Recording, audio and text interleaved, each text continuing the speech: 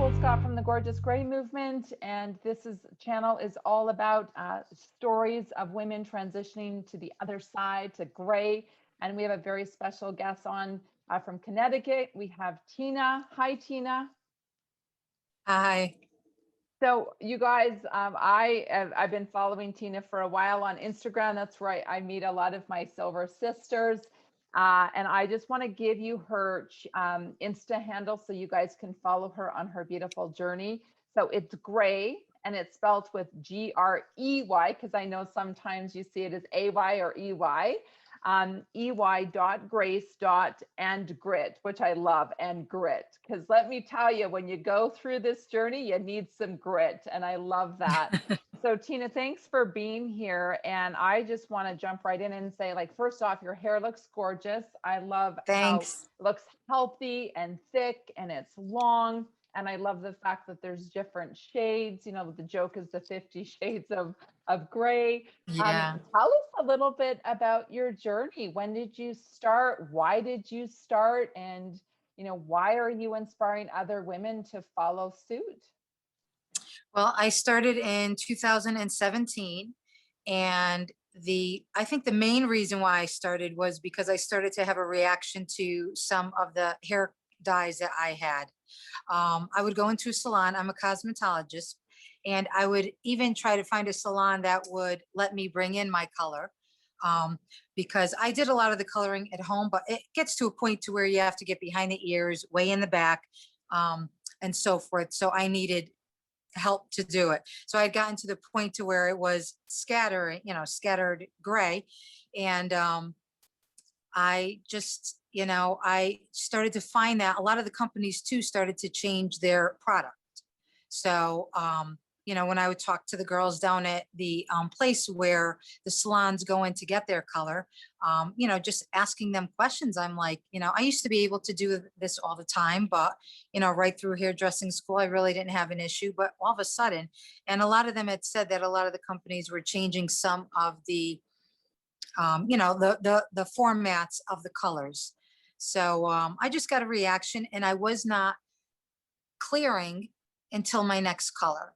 Now I would get gray until I would just go in and get my roots done, but it was a week and then I had gray. So I just kind of said, one, I'm not having my skin clear up from it. And two, I have other things I have to put this energy into.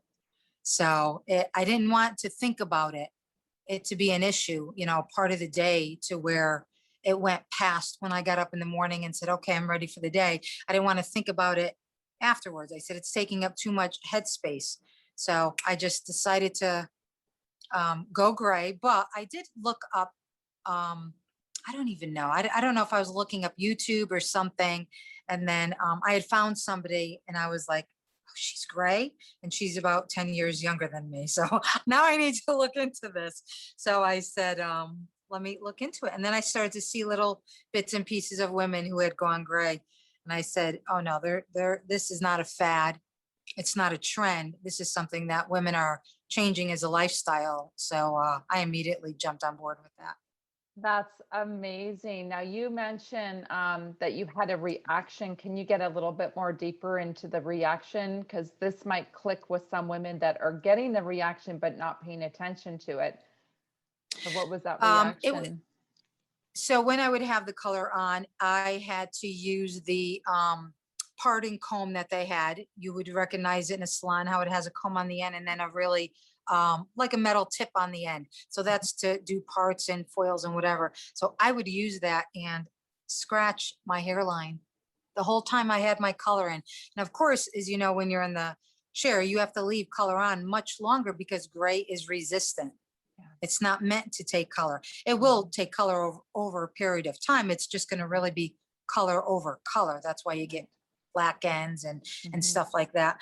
But it started out as a simple rash, and then I started to get like a scar, and somebody had said to me, it was like a birthday party or something at the table. And she said, what's wrong with your scalp? And she thought I had, it looked like a lesion. I mean, I don't know if you need to block that out if it's gross, but it was, just stuff you couldn't deal with. You know, I was just getting just like scars on my head because I would itch them, you know, and then they're in between here. So, I mean, just, so I said, no, I'm fine. I'm not sick, because they were red. I mean, they looked like, you know, I needed a doctor's visit to see if there was something wrong. And then I just said that I had reached a limit as to how much effort I was going to put into this. And I said, forget it. I'm not doing this. Amazing. Well, you know, that's important. And no, I will not edit out anything. This is all about being honest and authentic. And we just need to be honest with other women that this is a reality for a lot of women, that we ignore the symptoms. And I wrote this in my book, is one Mm, of the reasons, you know, that I had that awakening was that sitting in the chair and getting dizzy. And I call it the mm, toxic tongue. 2 days after I would mm, get my dye, I felt like my body was trying to detox all those chemicals because I'm pretty clean. I am a nutritionist, so I eat pretty clean. And I would literally have to use a tongue scraper to take, and there would be this like white, thick film. mhm, And that would only happen in the early days if I drank too much and was hungover, which I wasn't doing. But mhm, and then with the hair dye, and it was just, again, that moment to say, what am I doing to my body if I'm having to scrape my tongue for 2 days straight, have somewhat of a headache? mhm, Just like you, I started to get very sensitive in my scalp. And then I don't know for you, but you know, I had all these baby hairs that were growing mhm. that my hairdresser wanted to dye, but she would mark my scalp, and I would walk around for 3 or 4 days with this permanent embarrassing Mm, like mark. And I'm like, why am I doing this to myself? And probably like you, I got on, I started to see some younger women and even older women. And my mom was already gray, and she looked great and fun and playful with her splash of purple mhm. in her gray. And it was just like, I'm done. I'm so done. So thank you for sharing that, because it's really important for women to know that these chemicals do not serve our body well. And I wrote in my book that they have Mm. been linked to cancer, autoimmune, allergies. I mean, I list all of it. And so a lot of us do it for health. A lot of us do it for like, I'm just done. And I believe it's not a trend. I think that this movement is here to stay. I like to say it's almost like a radical movement of women, because it's a radical move, a radical move. It Would you is. agree? Absolutely. I believe it's radical because it's going against the beauty industry. And the beauty industry is huge. It's billions and billions of dollars. And when you go against that, it is radical. So you're going to start to go against the mindset of even what you were, because, you know, once you know, just growing up, you can get brainwashed, you know, as soon as you start doing salon visits and stuff. And it's just that constant um, routine of doing that. But it absolutely is radical because you are going to get a huge pushback for whatever reason it is. You know, with, you know, the salons have to make their money, the stylists have to make their money. You're going against a massive um, industry that is also unregulated. So they're not regulated in regard to the chemicals that they put into the colors. So that's why you have companies and groups and leading women that go to Washington and fight against the beauty industry that are unregulated and putting things in the products that you don't have to know about. You don't, like, the consumer does not have to be legally told everything that is in their products. And when it comes to hair dye, there's a reason why they tell pregnant women not to get their hair dyed, because your hair follicles, they're pores, and it immediately goes into your bloodstream. So that's why you can have a reaction to it over a period of time. And then right before that, I had gone clean in my beauty stuff. I started to dump stuff and got involved with a company that is very with clean beauty. So I'm not with anything now, but I had learned a lot from them. And, you know, it just, you know, I feel, you know, once you're told something, it comes under your roof. And if you feel obligated and convicted of it, then you make changes. So that's what I felt that I had to do. So it's like little by little, make changes in the simple things, like I'm not going to use this, type of cream or something, and then I'll stop my hair, and then I'll stop eating this, and watch, it leads to this whole kind of like a fasted lifestyle, because you kind of want to fast from the things that you're being fed from the world, of what they tell you the standards are, beauty and so forth. So I love that. It's like it's a layering, it's a process. When I go back to my 16 years of journey, it started with like cleaning up my food because I had a sick daughter with tons of food allergies. So mhm, started to wake my brain and my mind up about what I was putting in my body. And then it just keeps on evolving, like you said, then you get into the skin products and then like, how am I mhm, cleaning my home? And I love this journey. Like I feel healthier than I have ever been because I've just taken care of the mind, the body, the soul. Um, and but it doesn't happen mhm, overnight. It's like an evolution. Right. And I love what mhm. you said, but it is Yeah, radical. yeah, So thank you for being part of this radical movement. Now, there's always, there's a few people out there that always say, how old are you? So I always tell people like, I'm 50. I started when I was 47. And my transition was all about like, bleaching until, if I look back, I would have either shaved it or gone cold turkey. So I want to know, how old are you, if you're willing to share, and how did you transition? yeah. 52. I'm 52. 52, so I'll be Okay. 53 in January. Beautiful. So, yeah. How did I transition? What do you mean? Like during the transition? Yeah. Did you choose just to go cold turkey, or did you cut short, or did you No, shave? no, cold turkey. And everybody, has to do what they're comfortable with.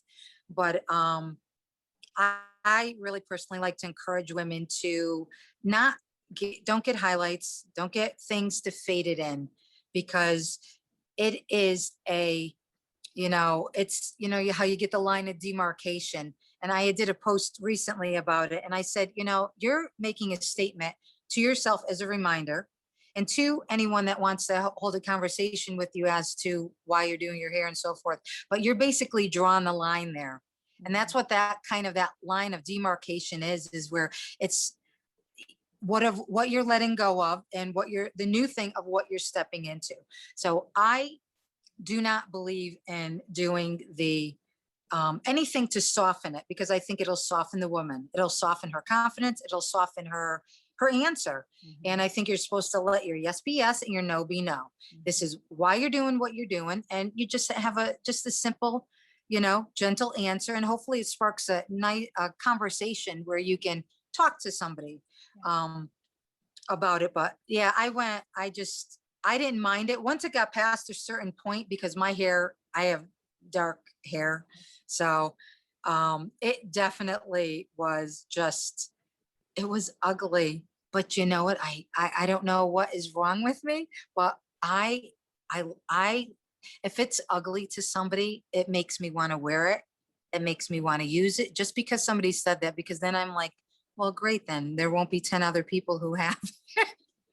So I definitely encourage to just go, just do it. So it's a constant reminder of what you're doing. But after it grew a little bit, I did start to, cut the bottom of it, just because that was old colored hair. Mhm, So it started to look dry, mhm.